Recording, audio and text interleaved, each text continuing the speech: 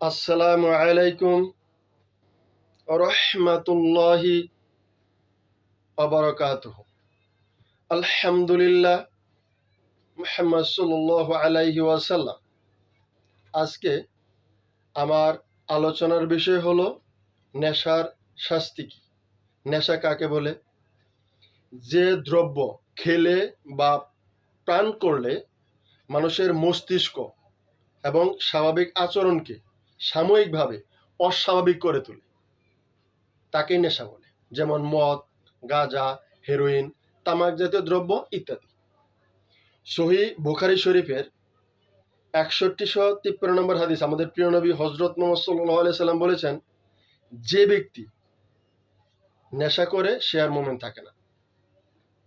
পবিত্র কুরআনে সূরা মাইদার ৯০ নম্বর আয়াতে আল্লাহ তাআলা বলেছেন, বিসমিল্লাহির রহমানির রহিম, ইয়া আইয়ুহাল্লাযীনা আমানু ইন্নামাল খামরু ওয়াল মাইসিরু ওয়াল আনসাবু ওয়াল আজলামু রিজসুম মিন আমালিশ শাইতানি ফাজতানিবুহু লাআল্লাকুম তুফলিহুন।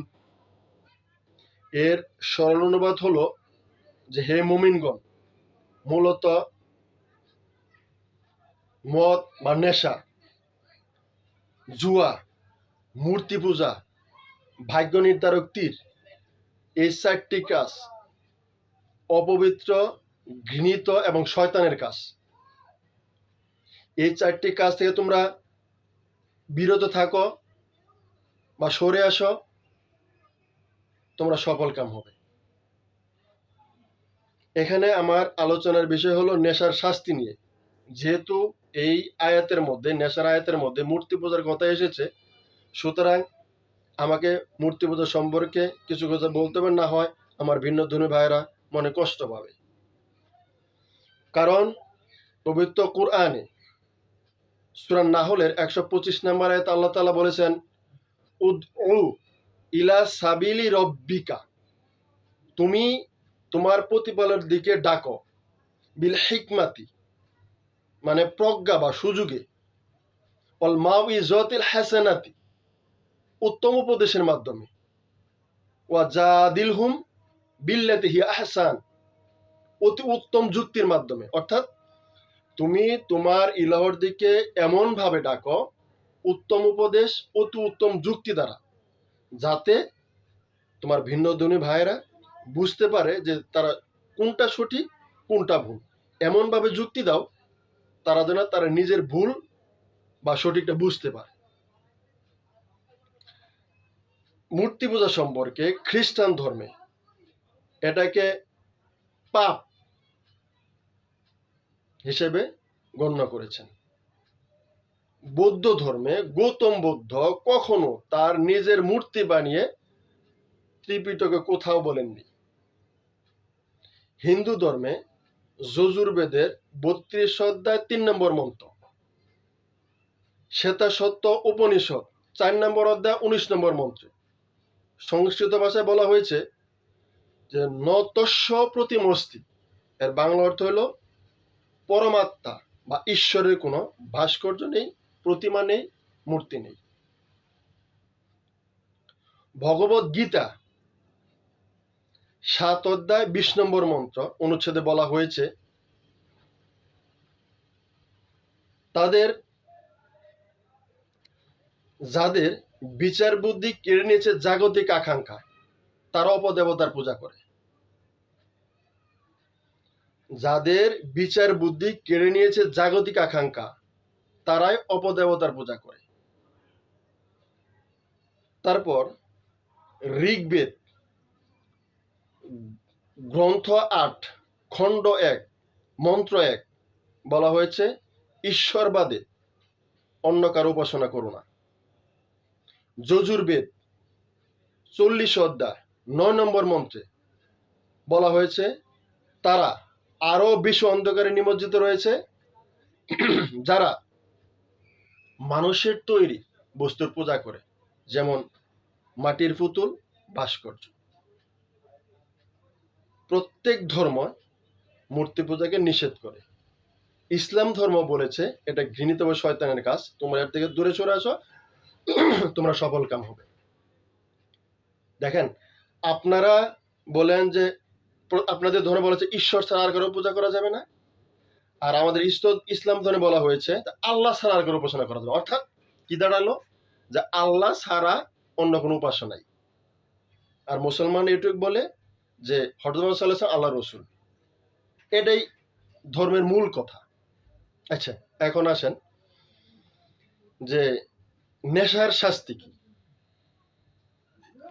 বাংলাদেশ দণ্ডবিধি 2018, সংশোধনী 2020 এর মূল ধারা হলো 36-1। এই 36-1 ধারার যত শাস্তি রয়েছে, নেশার যত শাস্তি রয়েছে, সবকিছু বর্ণনা রয়েছে। তবে 36-1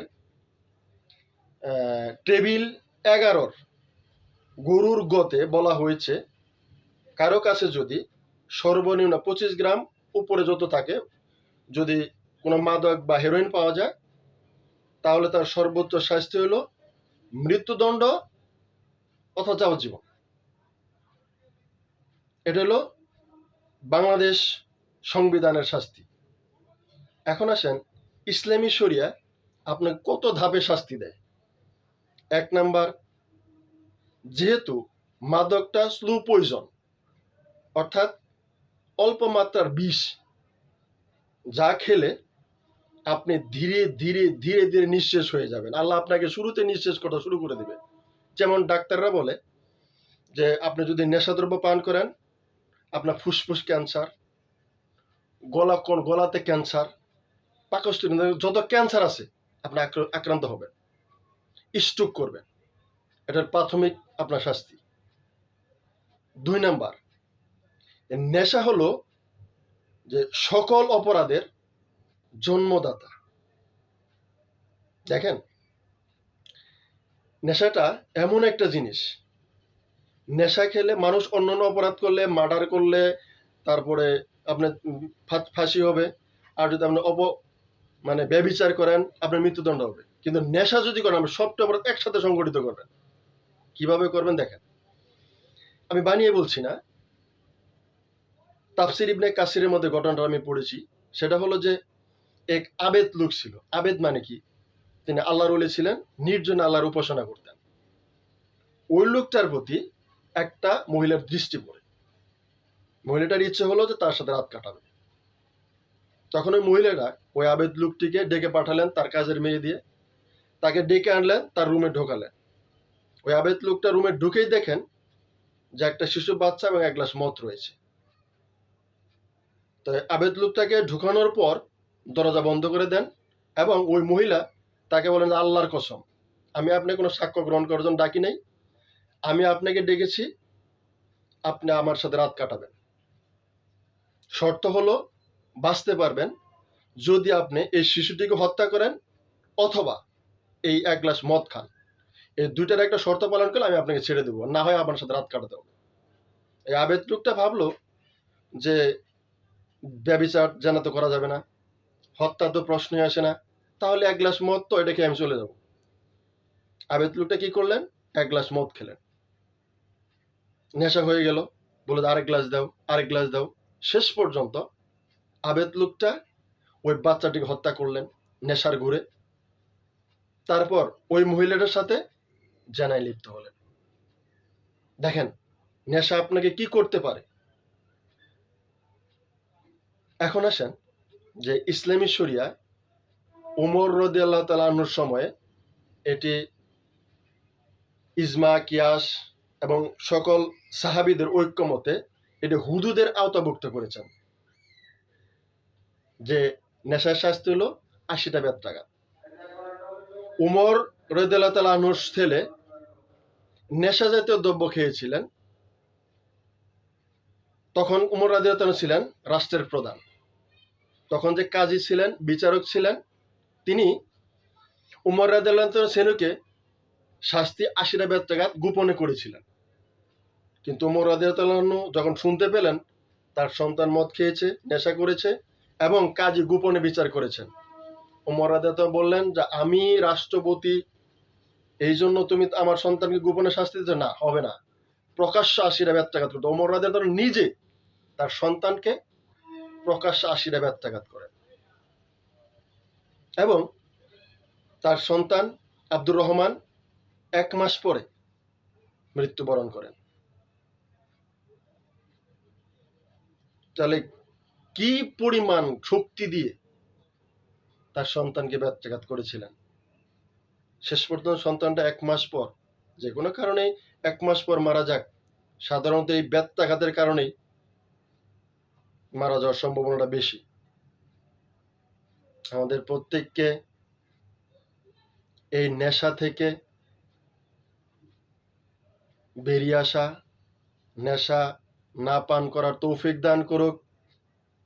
আর আমার পরবর্তী আলোচনার বিষয় থাকবে কিসাস। কিসাস মানে কি? বদলা, সমপরিমাণ আঘাত।